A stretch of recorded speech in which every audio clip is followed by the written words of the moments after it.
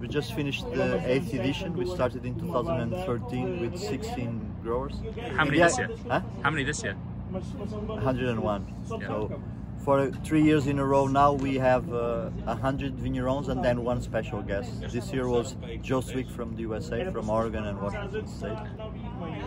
And it's been quite an adventure, I can say. And it's been an adventure also because Portugal and Galicia, where most of these 100 vignerons come from, have also been living an adventure, I think.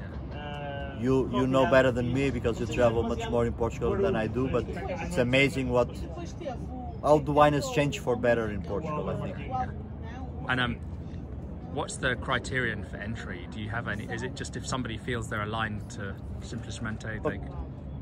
There is basically one very loose, very open fundamental, which is I like to.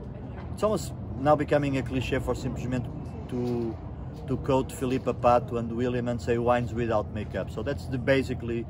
I mean, we love when a wine from without makeup can be made from a vineyard that is organic, biodynamic, and if it's natural, it's even better. But we can't. That's not a rule. You know, we are very anti-radical, let's say. On the other hand, what's been interesting is that there are more and more people making great wine that feel into more organic and biodynamic and natural, and so that makes our life easier. Okay. And then another thing which is really important for Simplesmente Vinho, or two things are very important. One is we want to help vignerons that, I mean, life is not easy, you know that. Life is difficult. There's a huge amount of industrial wine that sells very cheap.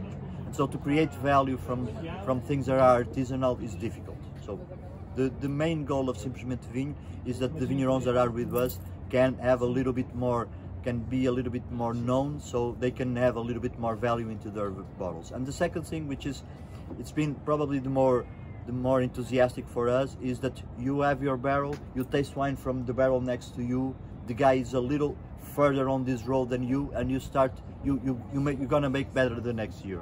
So it's been very helpful that guys that work very well can teach others or can show their wines to others. I mean, when we started, there were people in Portugal that believed you could only make good wine if you use commercial yeasts. I mean, we're completely way out of that today. Cool, excellent.